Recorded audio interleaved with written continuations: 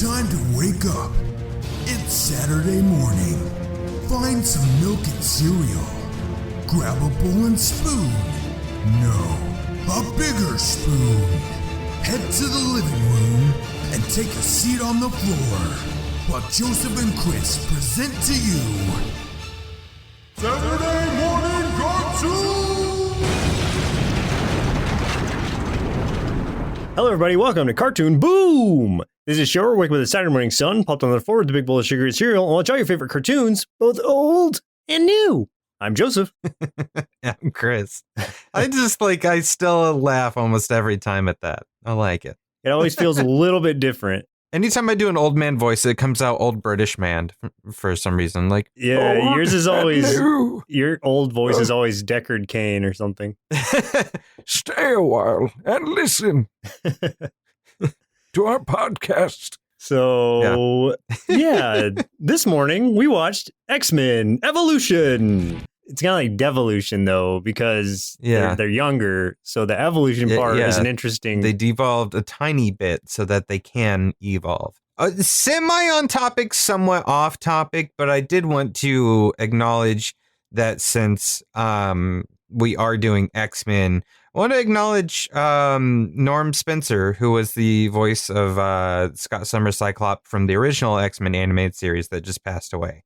So, yeah, the thoughts go out to Norm and his fam and his, castmates and all that stuff that are sad about him. It's been a sad time, man. We lost him. I think if you live under a rock, you wouldn't know, but most people don't live under rocks anymore. But losing Chadwick Boseman sucks. That really sucked. Yeah, so what a weird hit. Oh, man, it's been rough. It's been rough to be a Marvel fan and just a fan of, people that do good things that you love. It's been kind of a bummer just being, human this year. It's been tough. Yeah, it has been a bummer, but we're all hanging in there, right? We love you guys. Hang in there.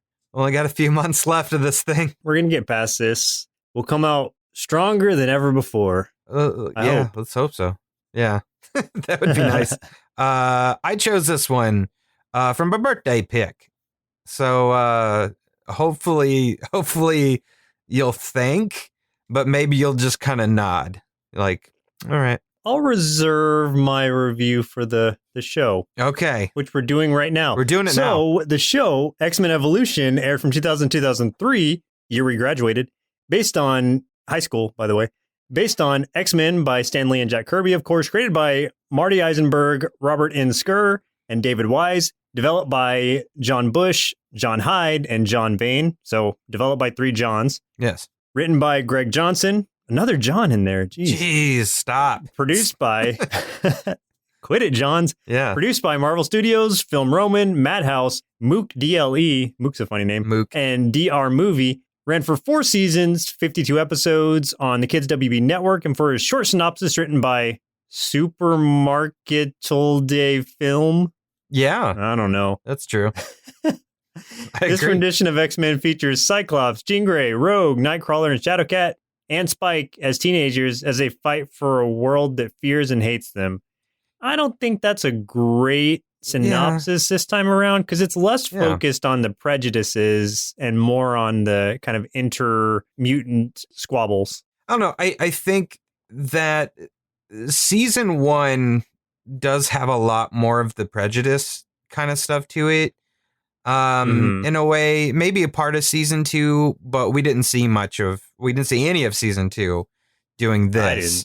But yeah, a lot of what we watched was very much focused on intermutant problems and issues. And youth-centric problems because high school. Because high school, yes. So who are some of the actors who played in the show? It's a very loaded question. This is a very big roster, so I won't get into other stuff they've done. I'm just going to try to live through this section here. Yeah, you got this. Yes. You got this. Whew, okay. Scott Summers, a.k.a. Cyclops, was voiced by Kirby Morrow. Jean Grey, voiced by Venus Terzo. Professor Xavier, voiced by David Kay. Kurt Wagner, a.k.a. Nightcrawler, voiced by Brad Swale. I don't know. Brad Swale. Kitty Pryde, a.k.a. Shadowcat, voiced by Maggie Blue O'Hara. Logan, aka Wolverine, voiced by Scott McNeil, which I think did a great job. I love this Wolverine voice quite a bit. Still love Steve Bloom and the original voice actor also from the animated series, but man, I really love this one. I love this take on Wolverine. Rogue, voiced by Megan Black. Aurora Monroe, it's hard to say, aka Storm, voiced by Kirsten Alter. Evan Daniels, aka Spike, voiced by Neil Dennis. Bobby Drake, aka Iceman, voiced by Andrew Francis. Okay, I'm like halfway there. Hang on. Whew. Just gotta get a breath in there, everyone. Dr. Hank McCoy, aka Beast, voiced by Michael Kopsa.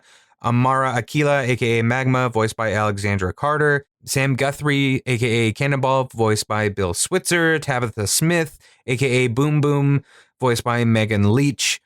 Tabitha, aka Boom Boom, in this. We didn't get to see her in much of the episodes that we watched, but she might be my favorite character of this entire show. She's fantastic. Todd Tolinsky, aka Toad, voiced by Noel Fisher. Lance Alvers, a.k.a. Avalanche, voiced by Christopher Gray. Fred Dukes, a.k.a. Blob, voiced by Michael Dobson. Raven Darkholme, a.k.a. Mystique, voiced by Colleen Wheeler. Victor Creed, a.k.a. Sabretooth, voiced by Michael Donovan. I'm almost there. Pietro Maximoff, a.k.a. Quicksilver, voiced by Richard Ian Cox. Wanda Maximoff, a.k.a. Scarlet Witch, voiced by Kelly Sheridan. And Magneto, voiced by Christopher Judge. Oh, God, I'm done. And time. You did it. You made it. I love the voice for Magneto here, too. So good. His voice is great.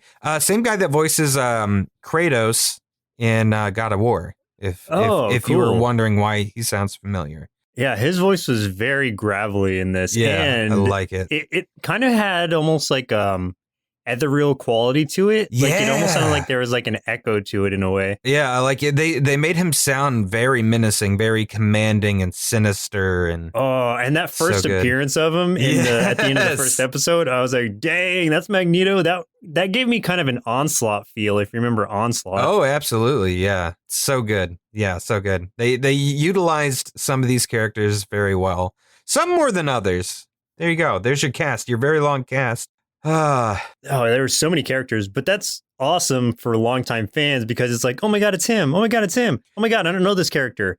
And I'm referring to Spike because he was made for the show. Yeah, and I was going to say, dude, like the episodes that we watched for this, there's so many more characters that weren't in the ones that we watched too that you'd see. So it's kind of like if you were a fan of the Uncanny X-Men era and like the New Mutants era of comics, you're going to see like every character you can think of.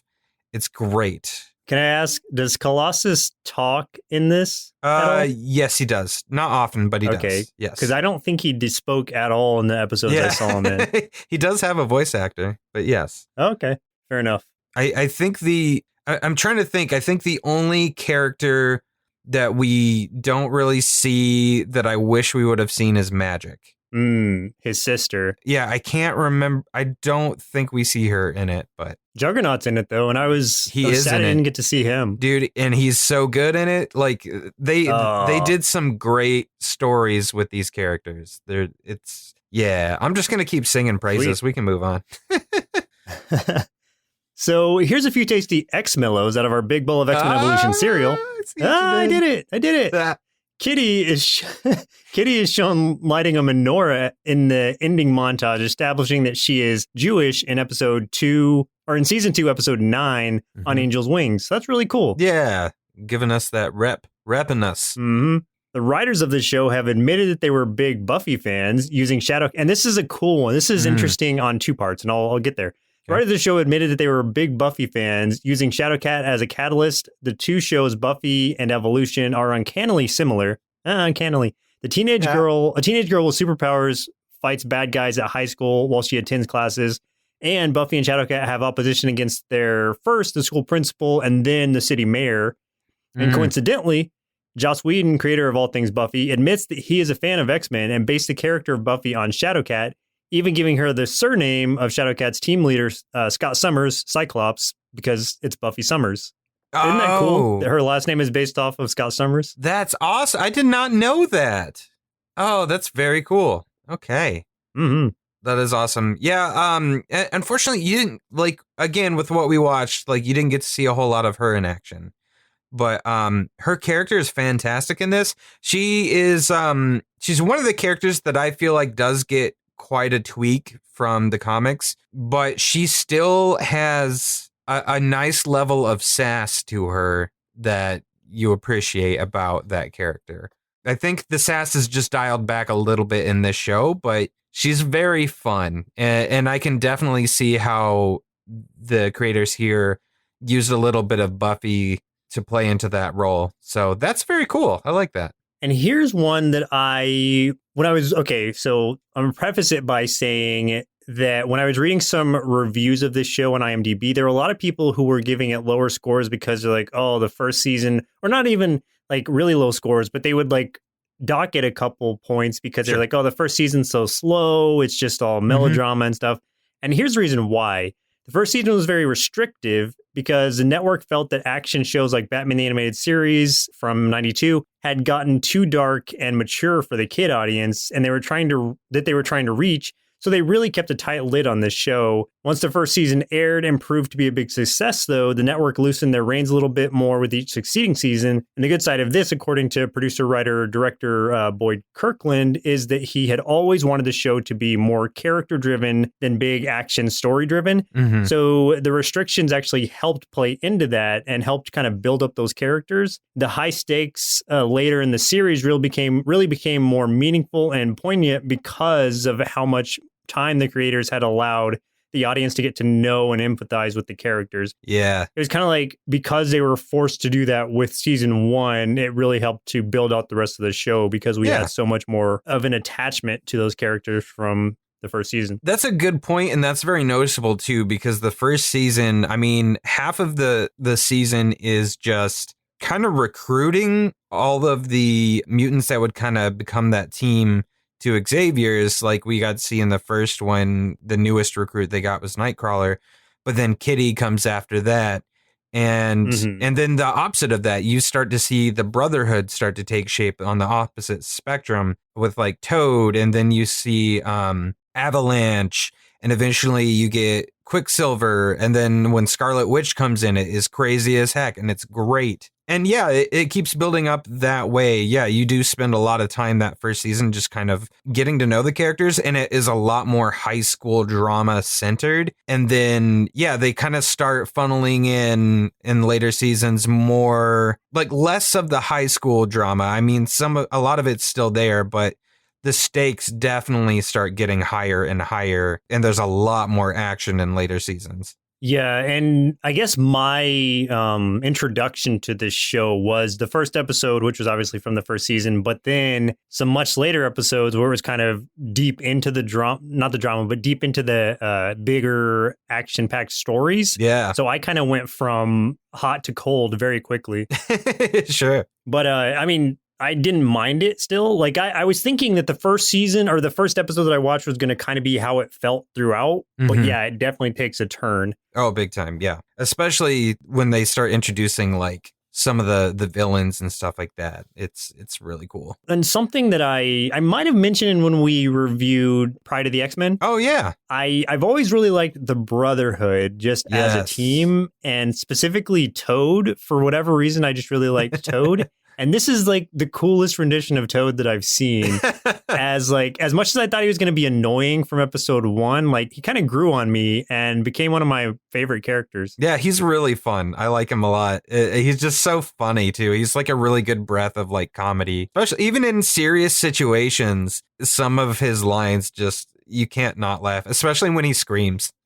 Like something scares him. He has that super like girly scream that just out of nowhere that gets a laugh out of me every time. He's one of those characters who doesn't usually get a lot of love put towards him. Like they're just side characters. Definitely. But at a certain point, even in the comics, he did lead the Brotherhood. So this show actually gives him a lot more attention, and he kind of came out as one of the main characters of the show, surprisingly. Yeah, absolutely. So you had heard of this before, obviously, since you chose it. Oh yeah, and you had loved it, right? Like when you had first seen it. I've watched it all the way through multiple times. I absolutely love this show. I remember seeing it, when it came out when we were leaving high school. I've watched it maybe 2 more times all the way through since. And like, it gets me on an emotional level each time, especially that very last episode. Woo! The last like few minutes are like, oh, the feels.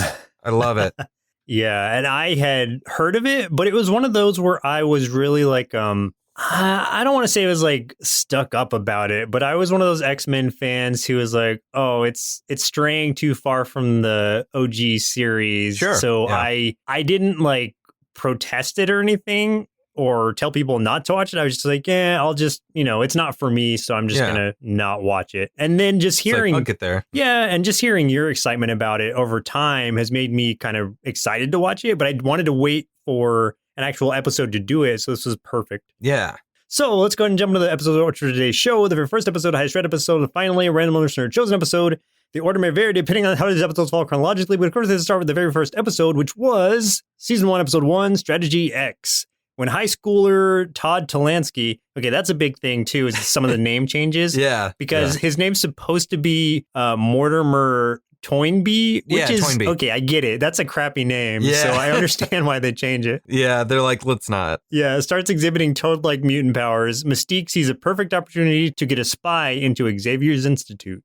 Yeah, that happens. One thing that I messaged you right off the bat when we first started watching, I was like, one thing I'm really excited to bring up in this show is the treatment of Cyclops in this show is so much better than almost any other iteration I have seen of that character. He's way better than the movies. He's way better than he is in the other cartoons. Like, this is a Cyclops that actually is a leader, actually steps up. Like, he still has that like air of being good, but he is very much driven by what he sees as good and not necessarily what the professor expects of him, because they butt heads quite a bit in this series. Like, he's just very much of like, kind of, he becomes his own man in that sense.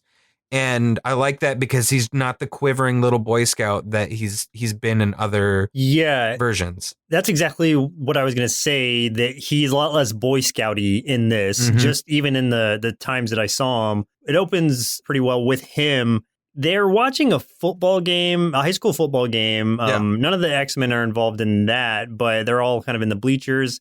And Toad is kind of going around pickpocketing people, as as Toad does. Yeah, why wouldn't he? He's still that kind of guy. Cyclops sees him and he goes over to try to stop him, but some of the football players also see him, and I guess they're trying to do some, more vigilante stuff and beat him up or something. Yeah, I mean, they're very much like, they do make them kind of the quintessential jock bullies there. Yeah. Especially this one character named, I think it's Duncan, who I think is dating Jean at the moment that we start everything. He's like the quarterback or whatever, of course, because it's always the quarterback. But yeah, they see Toad too. And, I don't think they would even need an excuse. They would probably beat Toad up just to beat Toad up. Yeah, I think they just saw him, and regardless of what he was doing, they're just like, let's go beat him up. Hey, there's that one kid. Hey, coach, can we have a break for a second? Yeah, I think everyone had that one kid at school that just, if somebody saw them, they were going to go beat that kid up. My school had Dirty Nate. Yeah, I don't remember if I've told this story before. Like, I know I've said it maybe on other shows, but like, my introduction to Dirty Nate was, I was literally sitting in class and someone said something about Dirty Nate, and I'm like, who's Dirty Nate? And the kid next to me literally pointed to the windows, and you just look out the window and you see this kid running and these other kids chasing him, throwing rocks. And I was like, dang. Yeah, it was like, wow. Poor Dirty Nate. Yeah, I feel bad for you. You that have told kid. that story before, I think, but I don't remember if it was on this show or not. Yeah, I don't know if it was on this or not. I was just like, dang, poor Dirty Nate. I've never had any interactions with the kid. I felt so bad for him, though. Oh, well, how about this episode's dedicated to Dirty Nate? Yeah, this is dedicated to Dirty Nate, the toad of my school. Yeah. And I mean that in a loving way. Sounds horrible. Cyclops confronts the jocks who are picking on Toad, and they get into a scuffle, and then Cyclops still has the red shades on, so those get knocked off, And he can't control his optic blast, so he ends up like blasting this propane tank and causing an explosion during like mid football game. So this like obviously sends everybody into a ruckus, and they have to kind of get out of there very quickly. Professor X makes an appearance, and he kind of wipes the mind of the police chief who's there, or at least makes him think that it was. He suggests that it was the propane tank exploding, not anything, blasting it. So he that there was like a leak. It. Right. I like that too, in that they made Cyclops really powerful too, because like he obliterates those bleachers and stuff. Like that I-beam just rips everything to shreds in just like a split second. Let me tell you something I appreciate that wasn't in the episodes that we watched, but it was something that I read that I was like, oh, that's really cool. So Rogue, and she'll come up later. So Rogue, I'm going to go back to the original animated series from the 90s. When she absorbed Cyclops' power in that, she also absorbed his inability to control his powers, which wasn't part of his mutant powers. Those were part of the brain injury that he received, which caused him to not be able to control the powers, which is why he has to wear the ruby glasses and or visor to keep it under control. So it didn't make sense that Rogue just absorbing the power would also have absorbed that brain injury. So that was just a whole nother thing. But in this show, when she absorbs his powers, she is able to control them like he naturally should be able to. And I just thought that was a really cool thing that I read. So I wanted to mention it. Yeah, I like that. I do remember that comes up at some point in one of the episodes too. Like, I think she actually takes his powers a couple times. Like, there's a really interesting relationship dynamic between, I almost want to say like instead of a love triangle, there's like a love square with Rogue, Cyclops, Jean, and that Duncan kid. I know Blob gets obsessed with Jean at one point too. Oh yeah, dude, that's kind of a creepy episode too, to be honest. It's an episode in like how you shouldn't ever treat a woman or anyone that you have an infatuation with. Is it like obsession or something? Yes, absolutely. Absolutely. It gets uncomfortable.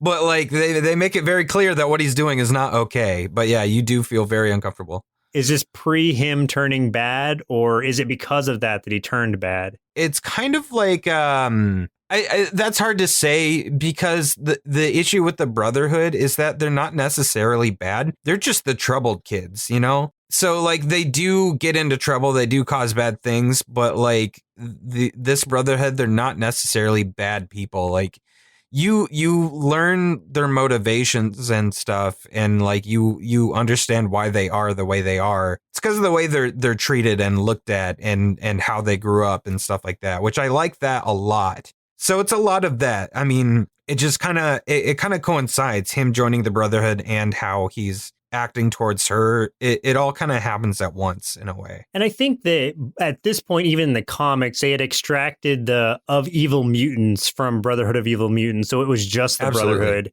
which makes a lot more sense, because they're not mutant terrorists anymore or anything like that bent on world domination. They're just trying to stand up for mutant kind, just in more of an extreme way than Xavier's team. Yeah, plus it never makes sense to call yourself evil unless like you're doing evil. It's like, I mean, if you take people like Magneto and stuff, he wouldn't think he's doing evil. He thinks he's doing what's correct, and he's willing to go to any lengths to do it, but he doesn't think he's evil. He just thinks that he's a revolutionary in his mind. So right. But I do like that aspect of it a lot.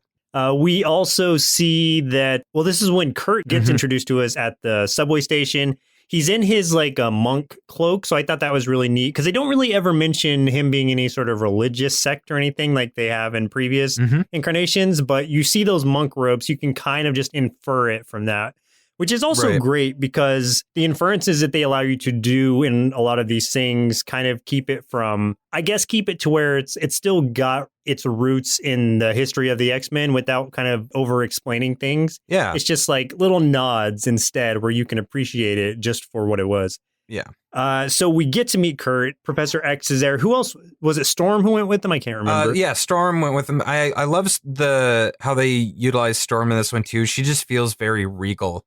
Like she doesn't even speak a lot, but she has a presence about her anytime she's on the screen. And it's partly the way that she talks. It's part the way that she carries herself. I don't know what it is. It's just, you really feel it when she's on. And definitely an elegance to her. Yeah, absolutely. I love her using her powers in the upstairs of the mansion where she summons the tiny little rain cloud to water her plants and stuff. And I think that's really cool. I was just like, oh, I love that idea. So Evan, aka Spike, that you didn't get to see in this episode, is her nephew, which is why he ends up joining and stuff like that. And I do want to say that with this entire show, I think if there is any mistake they made, I think it's Spike. I think he wasn't the best character. They threw a lot of stereotypes together and made him an amalgam of a couple different stereotypes. And he wasn't, an existing character from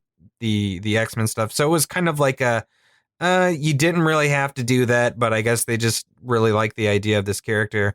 They did reconcile this because he eventually leaves. So those final episodes that you watched, we hadn't seen him for a long time. Okay. Yeah, I didn't really get to see him very much. I think I saw him maybe in the next episode, and I think he was in the last one, but he was armored or something. Yeah. Well, what's cool too is his mutation changes, which is what's kind of cool. He can't really hide it anymore. He actually goes on and joins the Morlocks at some point, which is cool. Oh, cool. Because you get introduced to everybody. You get to see the Morlocks and everything, and that's where he ends up going, which is pretty cool. So. Yeah, I think my only witness of the Morlocks was in the very last episode with Leech. Leech, yeah, I love Leech, which was a huge thing. Yeah, we'll get there. So we get Wolverine in this episode also, which I'm very glad that Wolverine wasn't played up as much as he usually is, and he was kind of a side character in this whole thing. Which made sense because he was one of the adults in the show, as opposed to the rest of most of the rest of the X-Men who were teenagers. Yeah. Aside from Storm and Professor X, and I think a couple others. Beast. Oh yeah, and Beast. And so he's just at a bar, and not even a bar, I guess. He just goes to get some water from a gas station or something. Yeah, I do like right off the bat too that you see Sabretooth is stalking him. Just right away. They don't have any confrontation in this episode, but just seeing that, it's just they sprinkled in a whole bunch of stuff that you're like, oh, yes, I can't wait for this to happen. Yeah, I like that. Everybody got to meet Kurt back at the school. Scott was a little shocked by it and pulled away some, kind of like you see Kitty Pryde do in Pride of the X-Men, where a little shocked by his appearance, but then they kind of, quote unquote, fix that by Professor gives him kind of a watch that transforms him or not transforms him, but gives him an appearance of a human. So, which he's very excited about because he's often feels ostracized because of the way he looks, since he's blue and has 3 fingers and a tail and whatnot. Yeah. So, yeah, he's very happy about that, and it'll help him fit in more in school and whatnot. We see Toad get introduced to the principal, who I was really confused at this point because I didn't realize Mystique was in this. And so when she transforms, quote unquote, in this first part, I was kind of thinking Shadow King, just because of the way that she transformed into some large, dark beast looking thing. So I didn't know what was going on at first. So she's basically just telling them to invade Xavier's school or get closer to them, or basically to befriend Scott so that he can get into the school. So that's what he tries to do next, which is go and make friends with Scott, ask him about his powers, and Scott kind of not rejects him, but is basically I'll think about it, because he's asking to hang out or whatever. There was a weird, I don't know if it was an animation error, and maybe I don't know if you noticed it or not, but sure, between the transition of this scene where Toad's jumping out the window after he talks to Scott, and the next scene, there's a flash, almost like one of those 1 or 2 second flashes on the screen as it transitioned over, and it looked like Apocalypse. Yeah, I don't know why they did that, but this is very much a 2000s cartoon, so those like really bad scene changes are definitely happening in this show, where it's like they do that solar or like polarized several like clip edit like in between scenes. I hate that. I hate when any show does that. As much as I love this show, I hate that so much. And yeah, what they do is they take clips of other animation, not from the episode that you're in, from other episodes. And in this case, episodes that haven't aired yet. Oh. And throw it in there. Now, I don't know if that one was Apocalypse. I don't remember, but I do know like I don't think it's ever the same episode that you're watching. So whatever it was definitely something that But it is something that happens a lot, that polarizing scene change. Okay. Yes. Yeah. So it wasn't a mistake. They do it every time. Okay. At this point, we get to see Toad in action, which is actually pretty cool, seeing him try to infiltrate the school. Man. And we get to see some of his powers being used in ways you don't really get to before, like his tongue being kind of having a lot more force to it than I expected, where he's like breaking windows and stuff with it as he's having this fight with Nightcrawler. Because at first he comes in and he is... Well, Professor and Storm and Scott are talking about Toad in a previous scene, basically saying that Storm needs to audition him. That's when we see Toad actually coming towards the school in his like cooler kind of armor outfit. He tries to sneak into the mansion. Storm goes after him and causes it to kind of rain on him and stuff, and like doesn't really attack him directly yet. But as he comes into the school, like he and Nightcrawler end up starting to fight.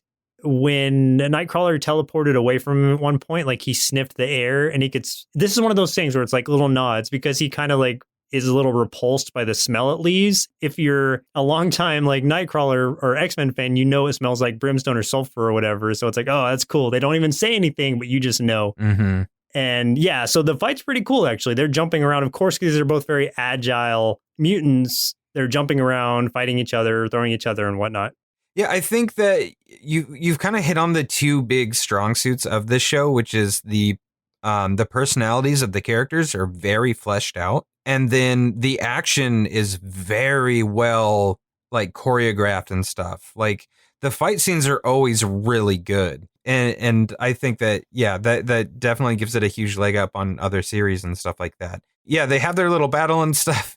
And then when it's over, Toad just doesn't want to stop. He just wants to beat the crap out of Kurt because he's just so annoyed because Kurt was like poking fun at him during his little audition or whatever. But he gets really mad and doesn't want to join. So he ends up busting out and leaving to basically just go back and report back into Mystique. But since he didn't want to join on his way out, Xavier erased a few things from his head. So he didn't get to see a lot. I guess what we should talk about was when during the fight, Kurt accidentally teleported them into the danger room, which was a really cool scene. And I love the danger room. And I have one question, and this goes for any iteration of X-Men, the comics, any of the cartoons, the movies. Who fixes it? I mean, they're always in there destroying everything, and that stuff looks expensive. Yeah. I mean... There's a reason that we don't have our own danger room. Well, yeah, because it'd be a one-time use thing, and then it's like, well, we're out of money. Yeah. I mean, I could see where I don't know if I want to say it. Well, Forge eventually comes into the fold, and then it makes sense that they can do things like that. But until he does, it's like, what?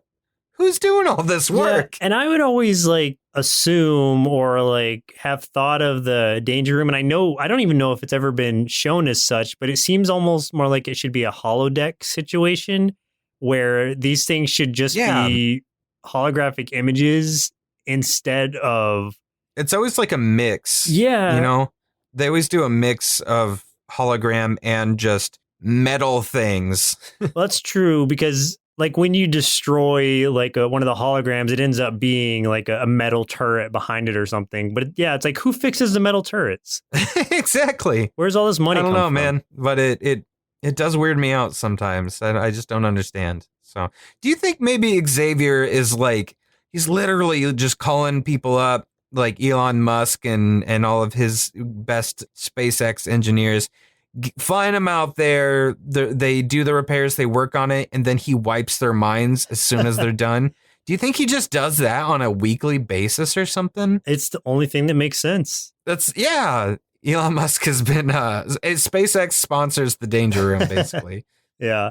That's why it got named SpaceX after the X-Men. Yeah, exactly. Oh my God, you just blew my mind. That's where it comes from. Xavier is the X in Space X. Well, think about it like this. I mean, Asteroid M, that's Magneto's because the M. Oh, so my SpaceX. God. It's Xavier's. Oh, my. Okay. Dude, so many things make sense now. I've always wondered if Elon Musk was a mutant. He's a strange man. His power is like spending money on really stupid things, like launching a car into space Or repairing the danger room. Yeah.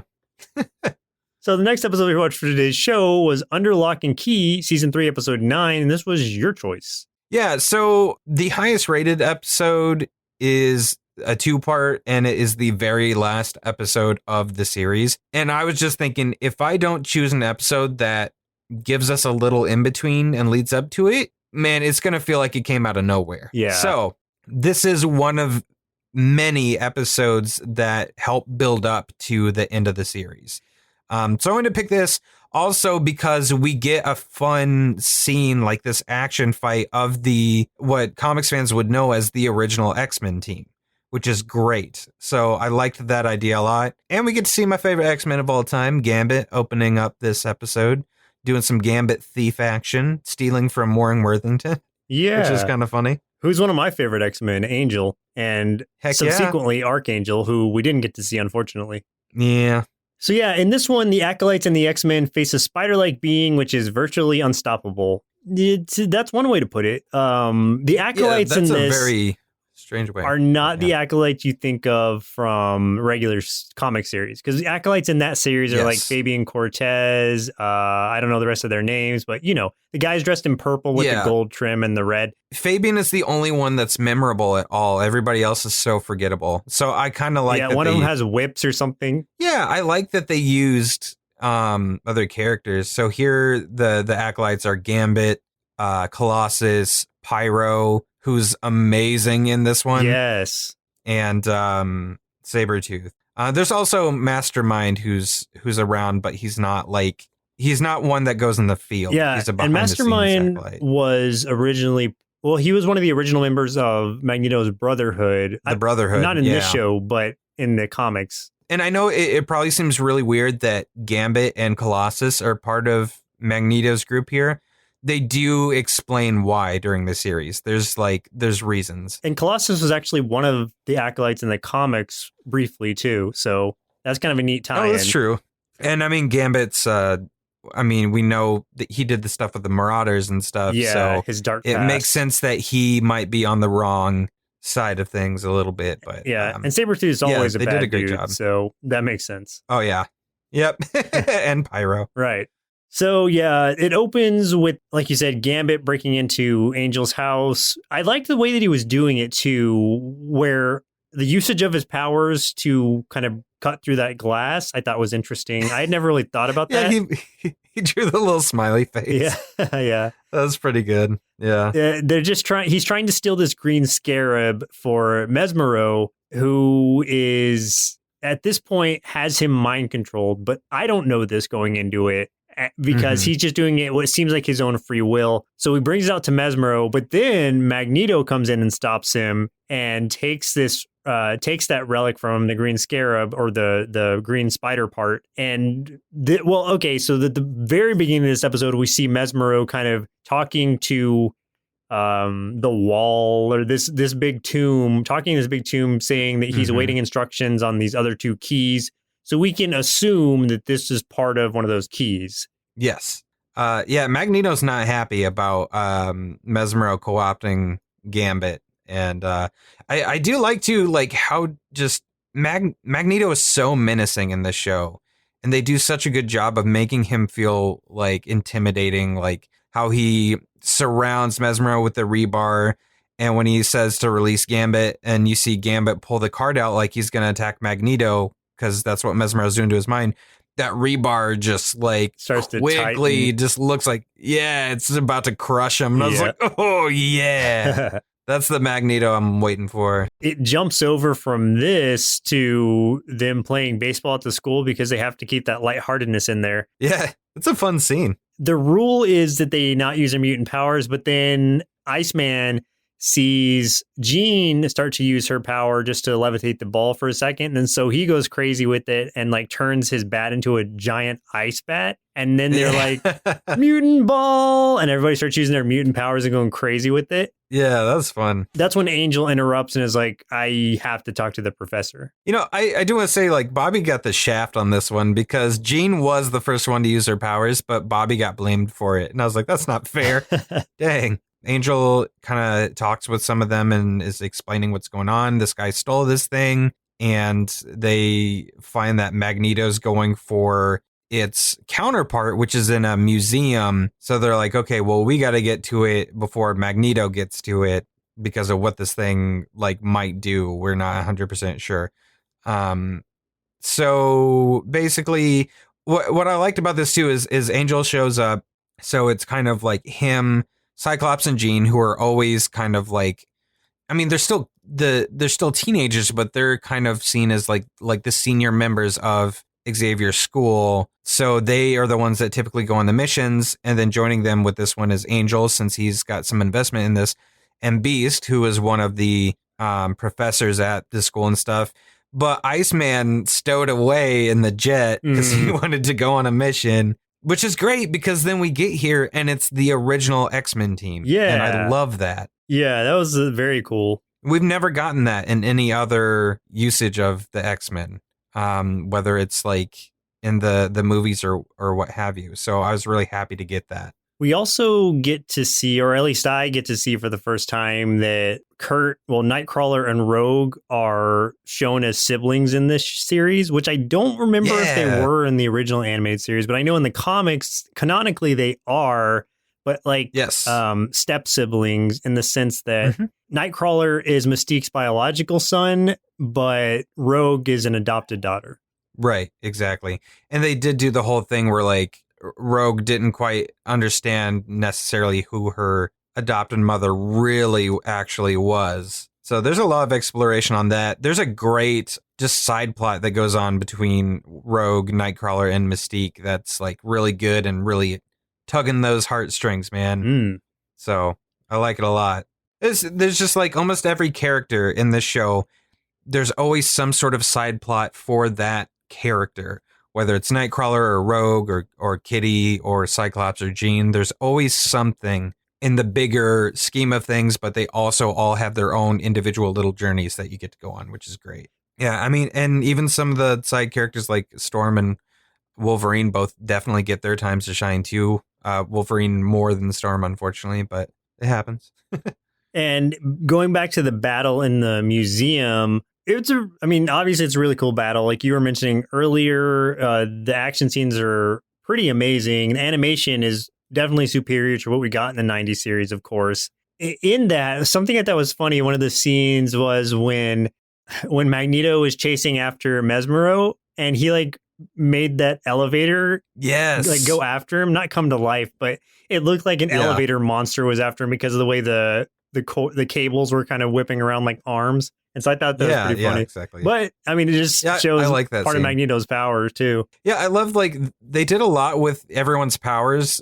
Like they use them in ways that you don't see very often. Yeah. Like I think Pyro is the big standout of like making very specific forms with the fire, like that fire demon on a horse thing. And I was just like, dang, that is cool. That was really cool because before, like you would normally just see Pyro like shooting flames out of his wrist, and then he just controls those flames, but he doesn't really form anything out of them. And you saw that used very liberally in this, where he was constantly like making constructs with it, almost in a very Green Lantern-like fashion. Yeah, or like Gambit blowing up an entire city bus with his power. Oh, yeah. I was like, that was cool too. That was huge. A lot of the powers got intensified. Yeah, I like that too because it feels more. It's just more interesting because it's like, yeah, we've seen someone shoot flames before, but it's like, okay, no, we haven't seen them make a flame demon flying around attacking people. So that's fun. So eventually they are able to unite this spider stone with the other half of it, which is why they were at the museum in the first place. That's when it turns into this like giant translucent spider that, as far as I know at the time, is going on its way to free Apocalypse or Insabanur from his tomb. And that's what is in Magneto's mind as well. So he is going after it, telling his acolytes to destroy it at all cost. And Professor X is like, don't destroy it, like capture it, but don't destroy it. And I'm just wondering, like, why wouldn't you destroy it? Like, just capturing it just going to lead to more trouble, until I learn ultimately why he was trying to not destroy it. Yeah, so Xavier's like, we don't understand enough of what this is. We need to capture it before we like screw something up. Instead, Magneto destroys it and screws something up. Basically, that thing was unleashed. That was actually like a guardian that would have kept that next seal from opening, that door that Mesmero was in front of earlier. That thing actually would have stopped it. So Mesmero kind of like manipulated them in a way to destroying this thing that he knew he couldn't destroy himself. Which was genius. So basically they played right into his hands. Yeah. And it was so well done too, because I fell right into that trap. I was like, just destroy it, like stop Apocalypse. Because I was thinking, oh, it's going to get away and Apocalypse is going to be freed by it. And so I'm like, man, Magneto's in the right, but Mesmero got me too. Good on him. Goofed it, man. I goofed it. You goofed it. You done goofed. Yeah. But no, that was a really cool episode, and definitely a great one to lead into the final episode, which was a whole season later, which was a two-parter, like you said. And this one is Ascension, season 4, episode 8 and 9, also the highest rated. So in part 1 of this, Apocalypse plans to turn all humans with the dormant X gene into mutants. And in part 2, in order to prevent all of humankind from being turned into mutants, the X-Men, Brotherhood, S.H.I.E.L.D., the Acolytes, Angel, Spike, Havoc, and the New Mutants all join forces to save humanity from the ambitions of Apocalypse. Yeah, I do gotta say, like, this is a pretty, this is a great way to go out with the show. They went, like, no freaking stops here. They pulled out everything, and it was really cool. Which was surprisingly well done, because there were plans for a season 5, but it got canceled before that, so they had to wrap it up here, and I think they did a great job at that. Yeah, I love it, and I also like the buildup of this too, because like you said, it was like 2 seasons later, or a whole season later, that this kind of culminates. So it's like this Apocalypse lead up was very long, and that episode that you and I watched, that wasn't the first tease of Apocalypse. So it's just like, it's been kind of like this storm cloud in the horizon for so long, and now it's finally here. Yeah. So it's had a huge build up for like 2 seasons essentially. And like I was saying in the first part, like Apocalypse is trying to turn all humans with dormant X genes into mutants. And if you're like me originally, I was like, that sounds cool. Like, why would you stop him from doing that? But then the other part of that, the caveat is, many humans will not survive. Like, some of their X genes, like, being activated will just kill them. So it's like, oh, okay, now I see why that's not so good.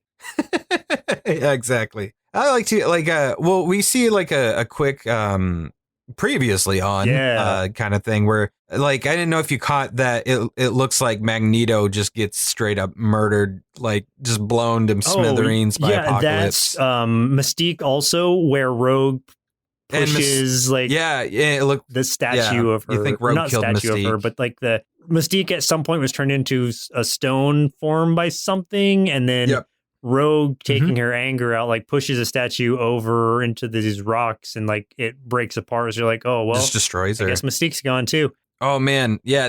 I gotta say though, that episode breaks your heart when you see how that affects Nightcrawler. Oh my god. Yeah. I mean, just hearing him scream like no after she does it, I'm like, oh dang, like he's probably pretty upset. Yeah, it's pretty rough. But yeah, so you think those two are dead, and then like right at the beginning here, Xavier and Storm go to confront Apocalypse to, they're trying to talk and reason with him, but like I like how Jean knows that, like, she's like, you're not coming back, wanting to trust him, but she knows what's going to happen. And yeah, he ain't coming. He didn't come back.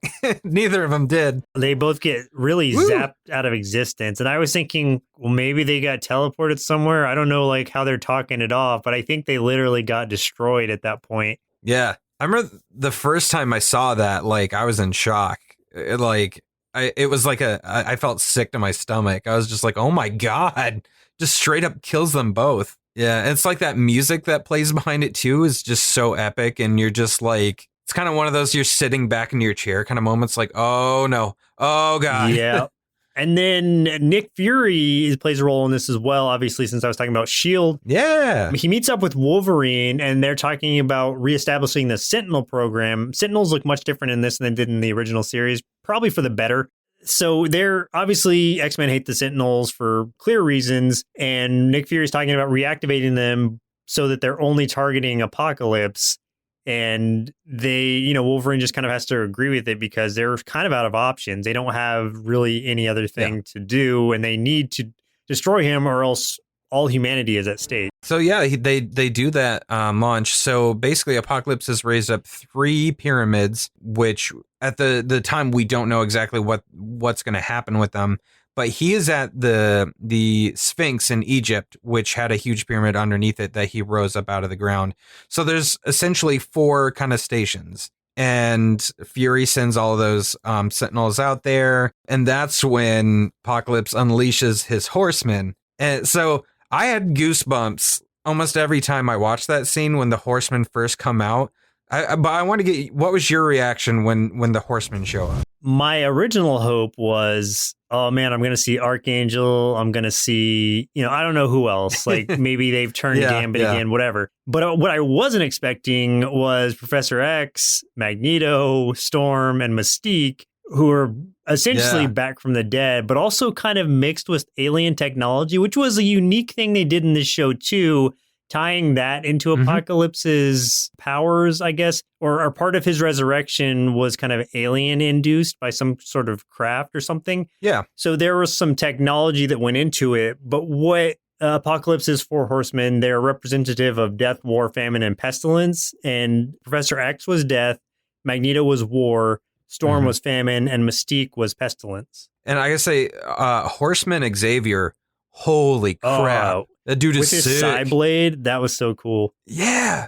They basically, what they did is they do the thing like Psylocke, where he concentrates that psionic energy into a weapon, and he has this huge freaking like scythe that he summons, and it is so cool, and he just like rips through those Sentinels with it. And they have those like plasma horses too, which is really cool. Yeah, they got those horses that they ride around on. Yeah, I thought it was pretty cool. Like they were very intimidating for sure. Yeah, I was surprised by that, but pleasantly surprised. That's towards the end of that episode. But then at the very end of it, we're seeing Kitty going to the Brotherhood's house, trying to recruit them. And only Scarlet Witch comes with because, her father, she finds that her father is been resurrected or whatever. So now she's going to fight him. Yeah. They got a lot of people. You got the some of the acolytes there. Gambit is not there for reasons that happens in like a episode or 2 before that.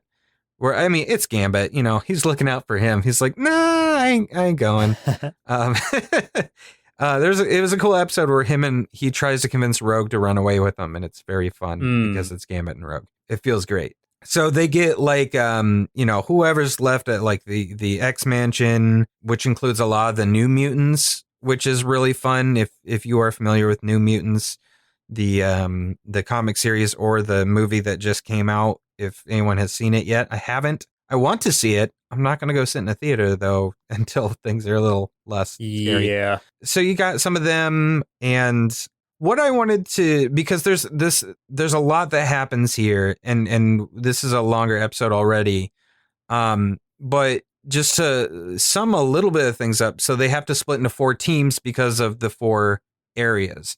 So you can imagine big battles at each one, and these battles are harsh, dude. Like they are, the Horsemen hold nothing back, and there's no getting through to them. Like if you think there's like maybe Scarlet Witch can like open up to Magneto, her dad, and maybe he'll see through it, or maybe Jean can get through to Professor X.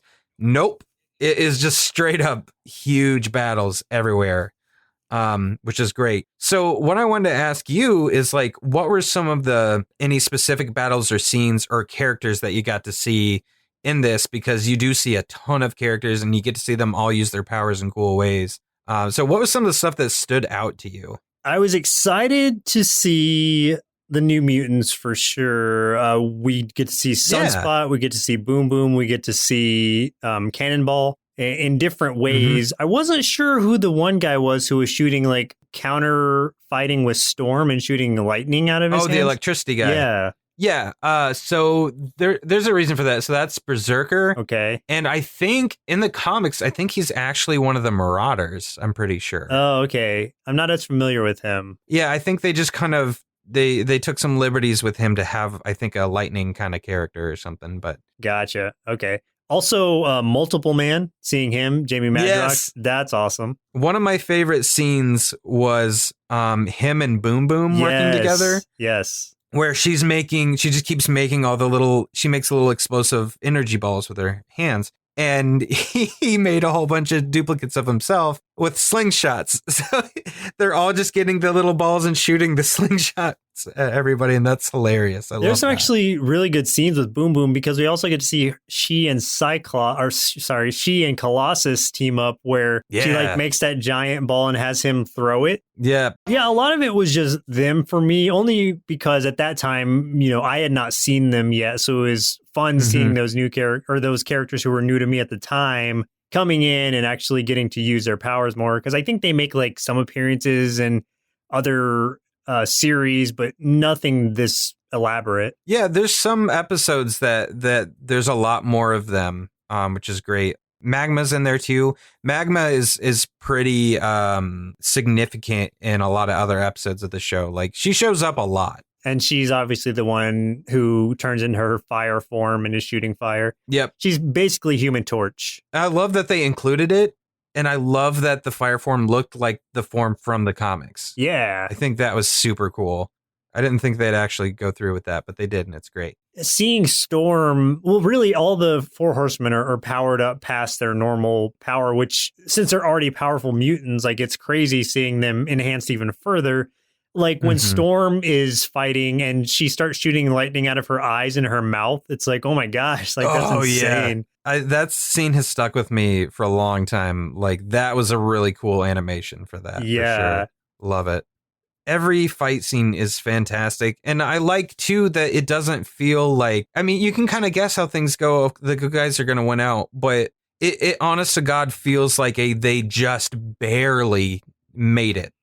Like they had to expend everything they could to win this thing, and like they barely pulled it off. And it really does feel that way. It didn't feel like like one character got up at the last minute and just did the thing. It's just like, no, like they literally had to pull in a plan B to get it done in the middle of the battle, which was a really cool plan B. I was wondering what they were going to do with that because Wolverine kind of pulls Rogue to the side and is like, I have a special mission for you. So I knew it was going to be something with her, but I was not expecting that to happen or what did happen. Are we going to reveal that? Like, are we spoiling that? I mean, we can. This show is really old, guys. Yeah, that's true. That's true. The show came out 17 years ago. So oh my God, we're so old. Okay. Get it together. So, yeah. All right, fine. So spoiler alert, I guess, for anyone who doesn't want to know, like stop right here.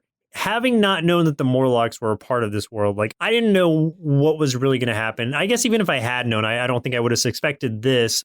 Rogue comes out and she goes up to this ship, or she's on this like aircraft, and she meets up with Leech and I guess his guardian. I'm not sure who the woman was. It's his mom. It's his actual mom. I guess that makes sense. She called her Mrs. Leech. Yeah. So she goes up to him and she's like, hey, like I need to borrow your powers for a second because your powers are basically shutting other power around you down. So I just need to help everybody out and like basically save the world with your powers if you'll let me. And she approaches him really gently because he's just a little scared kid. With that, she first goes to, not first. She goes to stop Apocalypse because all of the things are connecting that are surrounding the Earth and about to launch this like massive like X gene enhancer thing on all the humans. And, he's already he's had Magneto fight off all of the Sentinels who have gone up there to try to destroy the relays. This is literally the last like chance they have. And it's such like a weird out of left field kind of thing. So Rogue goes in with these powers to shut down power around her. First, she like takes out Mystique, who is about to pounce on, who is he fighting or who is she fighting at the time? she was about to kill Wolverine, and then Apocalypse had already taken out Nightcrawler. Yeah. Oh, I didn't want to say that scene. I love that scene because it was just like, it felt like a punch to the gut where like, and it's before they call Rogan because they're trying to get Nightcrawler to teleport through to get to Apocalypse because they're like, oh, great, you have to do this. Get through that door, let us in.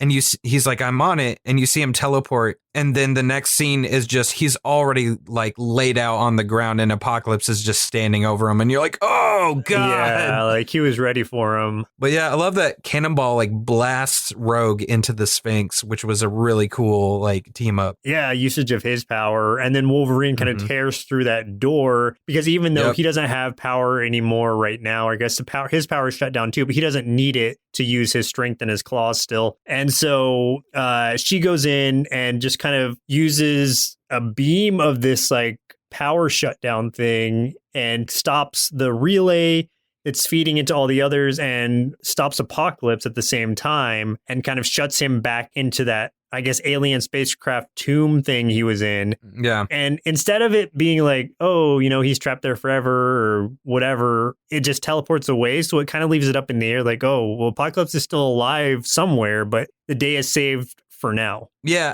I like that too because it's very much like this battle was won, but like he could very well be back. I think even one of the characters like even says they don't think they've seen the last of him. Yeah. So it's like they barely saved humanity here and they know that he'll probably return. So man, yeah, that would have been really cool. And the very end of this, we're seeing Professor give us an outro. Well, at first, like, okay, so all the four horsemen turn back into their regular forms. Like now that Apocalypse is gone, they're no longer controlled and they're back alive. So everyone's happy about that. But Mystique tries to make up with her family, you know, Rogue and Nightcrawler, and they just reject her straight up. They're like, you know, no, like we're not giving you another chance. Yeah, I felt like that was really powerful too, because it's like happy ending. No, not for everybody.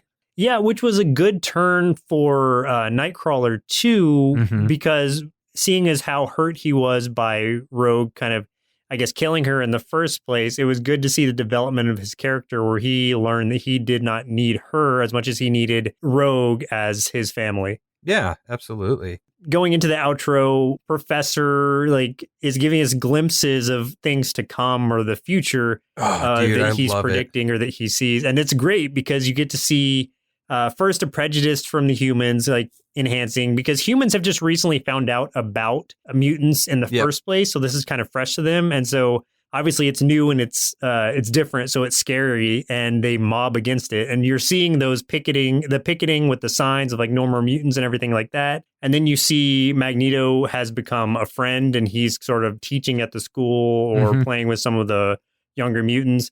You see Jean going into her Dark Phoenix form, which is cool because you get a small glimpse of that in this episode where when she's fighting the professor on the psionic plane, you get to see like her psionic form turn into kind of a phoenix like shape, which I thought was cool. Yeah. And he didn't mention it specifically. He didn't say who, but he's like, you just see it. Like seeing allies turn against you or whatever. Yeah, I was just like, oh, that's such like again, to use the same phrase, it's such a gut punch too. Yeah. Oof. I love seeing you get to see the older X-Men team. Where like, you know, Rogue and Kitty are both older and Nightcrawler's older. And instead of Wolverine, though, they have X-23, which is awesome that you see. She is in an episode before that, so it's not like 100% out of the blue. But I love seeing her there. And their uniforms look very much like X-Force instead, which is really cool, like the black. And for anybody who is not aware, X-23 is the young female clone of Wolverine. Yeah.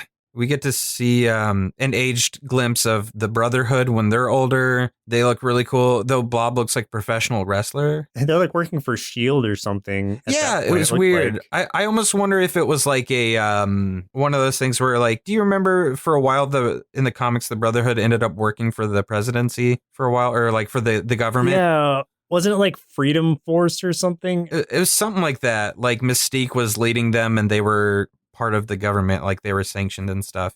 But yeah, that is what it looked like, which was interesting. Okay. And Pyro was with them in this too. And we also get to see Nimrod, who is the Sentinel of the future, flying with other Sentinels. Oh man, yeah. Such a Days of Future Past reference. Such a good pull. So yeah, we'd see a lot of really cool like things to come that never came for this series because it was ending, but nice little nods to just X-Men stories in general over the years. And that's how it ends. Even with those scenes of a dark future, it ends on a happy note.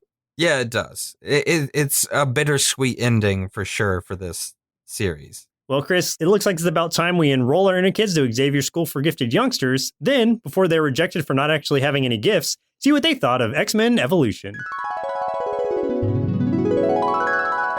I love this show because you get to see like every X-Men and mutant and pretty much everyone and all the crazy powers and so much action.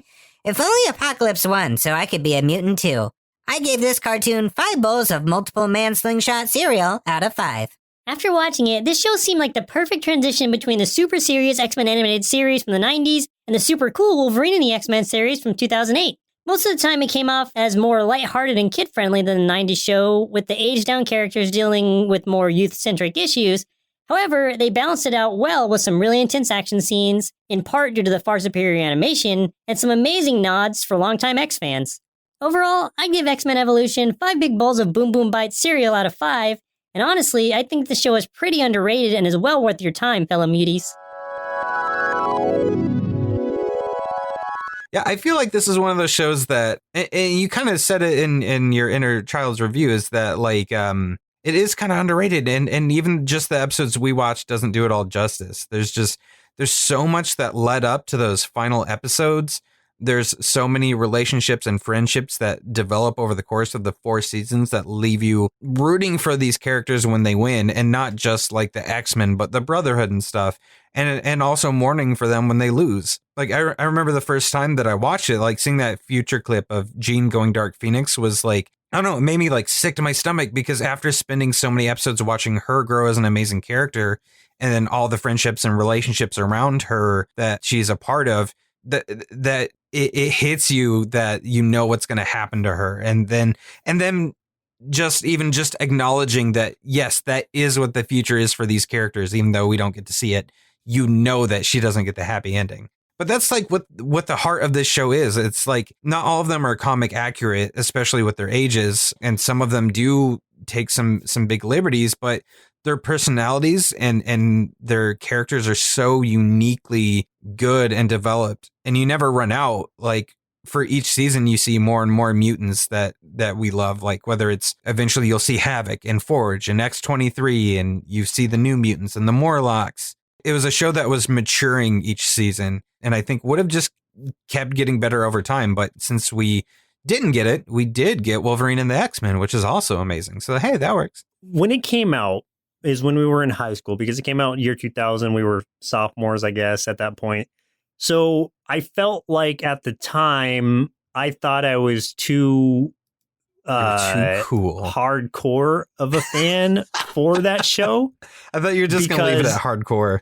That was too hardcore. No, I just thought I was too much of a longtime fan to allow for the liberties that they took with this show. It's like, I want my X-Men the way that I know my X-Men, not these changes. I don't want them as kids or whatever. Yeah. Even though it was made kind of for kids, yes, but at the time I was still technically a kid, since I was however old I was at the time, 14, 15, something like that. It's one of those where I guess I was afraid of change from the series that I knew, but had I actually watched it, I would have found out that some of those changes were A, for the better, and B, even though they were changed in some ways, it didn't make it any less enjoyable of a show. Not keeping it as hardcore to the comics as the 90s series, well, as I thought the 90s series did, which now I know that that's not true either. There were a lot of liberties taken there, but I didn't know any better.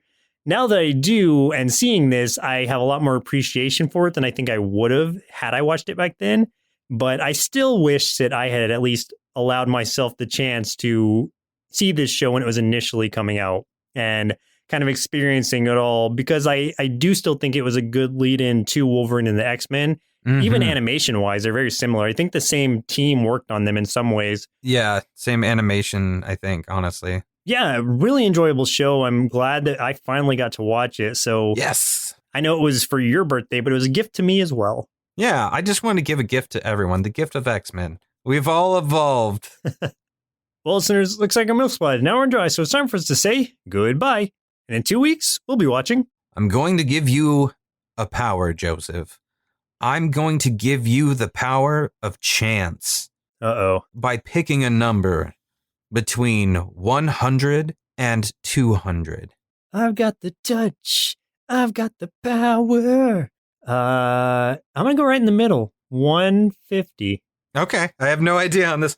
Okay, then in 2 weeks, with your power, we'll be watching Jacob Tutu. What is this? Veto my power. Okay. Jacob Tutu, suggested via Instagram by Art of an Adventurer. Well, it's going to be an adventure. Yeah, it's some sort of Canadian cartoon thing. I feel like I'm going to dig the animation style because it looks really interesting. Interesting is definitely a way to say it. Okay, well, we'll see. Once again, I'm Joseph. And I'm Chris. And we'll see you next Saturday. Presented by Nerdsloth. A place for lazy nerds. If you like what you heard, consider donating at patreon.com/nerdsloth so we can continue bringing you quality shows. Be sure to also leave us a review and share your favorite episodes and clips on social media. If you're looking for more content, visit us at nerdsloth.com.